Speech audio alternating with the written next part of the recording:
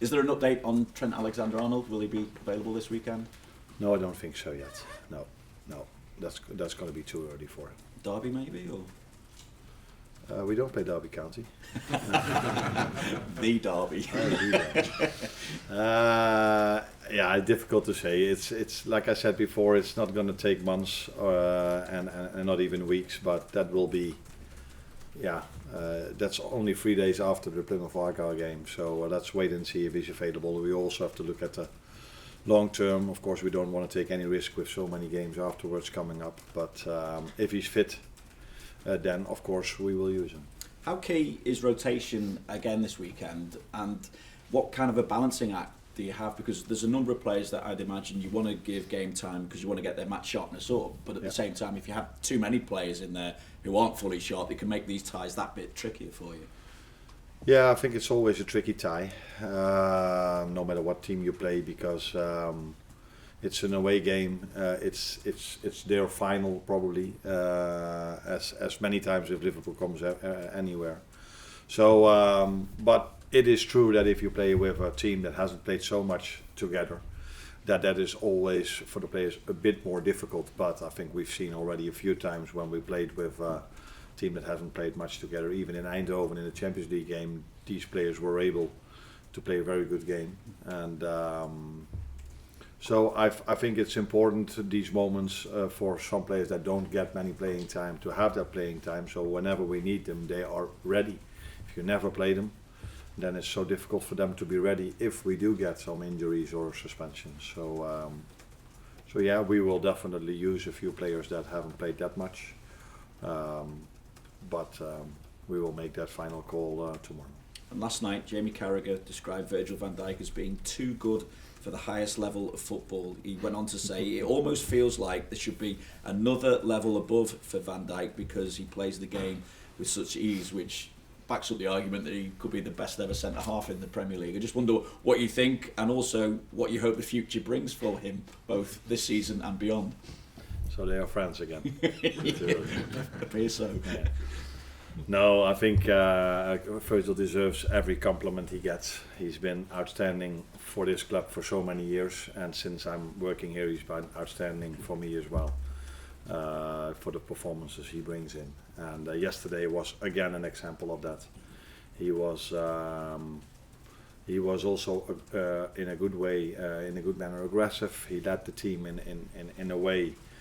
With the ball, we all know what he can do, but also without the ball, he was sharp and ready. And it was not a coincidence that it took 80 minutes before they had their first shot on target. So Virgil, like many others, has a great season. Has a good season, but he wants, just like all the others, to make it a great season, and therefore we have to play still many games. And what do you hope the future brings for him? How do you say this? Good health, yeah, for him and his family. That's the first thing I wish him, and I hope I can enjoy working with him for a long time. But that I don't think is a surprise for you. Not at all. Thank you. Cheers. Conor Bradley showed last night again what an attacking threat he can be, getting that assist for the third goal, and the runs he makes for a right back, quite unusual for a right back, often through the centre, really high up. How do you make sure that there are no gaps left defensively when he's making so many runs like that? First of all, not lose the ball. That's the smartest thing you can do, and the good thing is that the players that have the ball, and he has to understand when he has to make that run. And this was when it led to the 3-0, a very good choice because Maka had the ball. And he had the ball quite open, so he was not under any threat. And if Maka has the ball, I would make a run as a teammate as well, because it's a fair chance that he will find you in the perfect moment, in the perfect pass, with the perfect pass. So first of all, it's about the timing. When do you make these runs? If the ball is under threat, then maybe it's not a smart moment, but if the ball is completely open and we can change sides, it's a perfect moment for him to start his run. And of course, we also always have Ibu and Virgil and the other fullback behind the ball, including Ryan. So if for whatever reason we do lose the ball over there, it's not like there are no defenders left anymore. I know fans have been very happy with Connor's performances when he's played. If Trent Alexander-Arnold were to be injured for a long time, or if he were to leave the club, is Connor Bradley good enough to be your first choice regular right back? He would be proud of you. That you come up with a different idea of asking this question. I think it's fair to say that for many positions we have two very good players. So that's for the right fullback position. For the left fullback position we've got more than two good centre backs, and I can go through the whole team telling you this. So it's also normal if you work at a club of this magnitude and that wants to compete for every trophy, that you have more than 11 good players, and right fullback position is definitely an example of that. Thank you. And Arne, several of the players have talked about this year having more time to live a normal life than in the past, being husbands, in some cases fathers. Is that something that you consciously take into account to kind of keep the squad fresh, keep them happy, and I mean, is that a conscious strategy, or it just so happens that compared with your predecessor, that's just the way you do things? I can compare it with how it was, but it's definitely, if you want to call it a strategy, but it's definitely, I see them as human beings as well. And we are working very hard if we are here at the AXA and if we are playing a game. I think there was a great example yesterday again of how hard these players work. But if you want to just keep on going for such a long season because they never have a week or 2 weeks off, then I think at certain moments they have to be at home as well and being a father or a husband as well.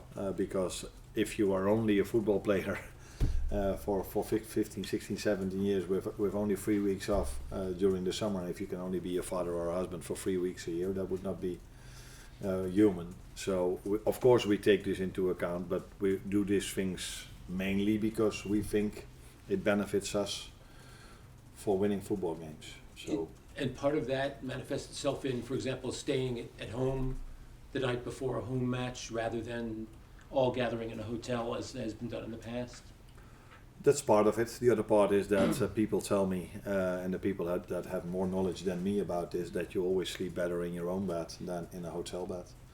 So, and sleep is a very important part of getting the best possible performance. So it's not only the argument you just gave for them to be at home with their families, but it's definitely also that they are better prepared for a game, in the opinion of people that tell me this. And I have no reason not to believe them, because if you use common sense, I think everybody can understand that you sleep better in your own bed than in a hotel bed. So if it's not necessary, we indeed sleep at home. Hi, Arne. Liverpool were in contention for all trophies last season before their form dropped off. Are the team better placed to go for all four this season? It's difficult for me to judge because I wasn't here last season. So I don't know. I can only tell you that we are at this moment of time in a very good place. And I'm not only talking about the result yesterday evening, but the players are fit already. Not only the 11 that were on the pitch yesterday, but the ones that came in as well. So we're in a good place, but we also know how long the season still is, and how many difficult challenges there will still be for us. But we are in a good place. There's only one downside of beating Tottenham 4-0, because the last time we beat them 6-3, I think it was a week later that we beat West Ham 5-0, and all of a sudden that was the bar. So when we just started winning 1-0, everybody was saying they don't have the same form anymore. Yeah, we are in a good place, but I'm not expecting us to win every single game in the manner we won it yesterday. But that's also not what I ask of them. We just try to do everything to win every single football match. And if it can happen like yesterday in such a good and dominant performance, that's perfect. If not, we have to find another way to win that game. James? I just asked you about James McConnell. So he took the decision not to loan him out and keep him around for the rest of the season. What is it you've seen from him that's impressed you so much? I think you watched the PSV game as well. So that's what you see, and what I see is him on the training pitch competing with all our other midfielders. And then I see a player that is, like I just said, competing with them. So always gives everything he has, and Tyler Morton is out with an injury for a while, so that means I think he was maybe our sixth midfielder, and James is taking that position for the upcoming weeks as well. So it's a combination of both. It's him doing really well, and the injury of Tyler Morton. What's Tyler done? Am I allowed to say that? Yeah, it's his shoulder. He has a shoulder injury. How long do you think he'll be out for? For 4 weeks, or maybe even longer. Yeah. Just check on Alisson. Is Alisson? I don't know what the issue was yesterday. You say he was just rested, or is he? Yeah, I think I said before the game that we almost every time we've played the second goalkeeper in the League Cup. So at Brighton it was Feet, because at that moment of time Queef was the number one, because Alisson was injured at that moment. There was only one exception, and that was Tottenham away, where Alisson came back from an injury, and I thought and felt he needed some extra playing time, because if you come back from an injury, you see this with many players. They sometimes need a bit of time to be at their best again. They're still good, but for them to be at their best again. And then 3 days later we played the Accrington Stanley game, and then 3 days later we played Forest, and with him being just back from an injury, for me it felt better for him to play and then have a week rest and then have nothing on Forest. So that was more with the idea of being best possible prepared for the league. And yesterday was a League Cup game, so that meant Queef was on goal, and he absolutely deserved to be on goal for everything he did this season until now. So will you leave it till close to the finals to decide who'll play the final? We never know what the situation around the final is. How fit is everyone? Do they need a game? Yes or no? So I cannot guarantee anything. I never guarantee anything towards players so far in advance, and that's not what I'm going to do now as well. No. Hi Arne, you spoke earlier about the difficulty of leaving players out of the squad when they've been fit and training well. Depending upon obviously the outcome of this game and maybe a subsequent draw, this could be the last game of the season for some players in the squad. So in that desire to impress and maybe stay involved, is there a danger maybe their performance is more about their individual ambitions rather than those of the team? And is this something you've maybe discussed with some of them? No, I don't discuss this. If I have to discuss this now, I didn't do my work properly for the first 6, 7 or 8 months. I think I tried to convince them every single day that only the individual performance can be of a high level if the team performance is of a high level. And if they now think that they need to do individual things to get playing time with me, then I did something wrong in the past 7 or 8 months. They don't get playing time because they score 3 goals or have a great attacking. They first of all need to work as hard for the team as, for example, the players did yesterday. And if you cannot bring this, then you have hardly any chance to come into the team.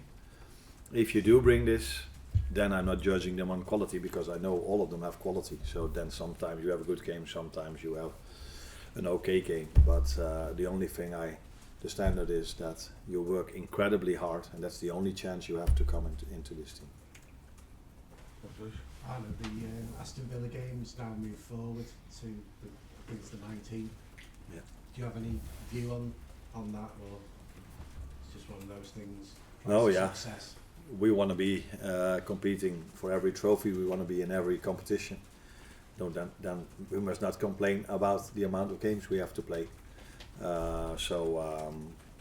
I don't see an advantage or disadvantage. So we play probably Sunday, Wednesday, Sunday or something like this, and Aston Villa will probably do the same. So it is what it is. I said before, 2 or 3 days ago, maybe that's the last time I have to talk about this, that if you are a club that has to play so many games, even clubs that don't have to play so many games have 22, 23 players.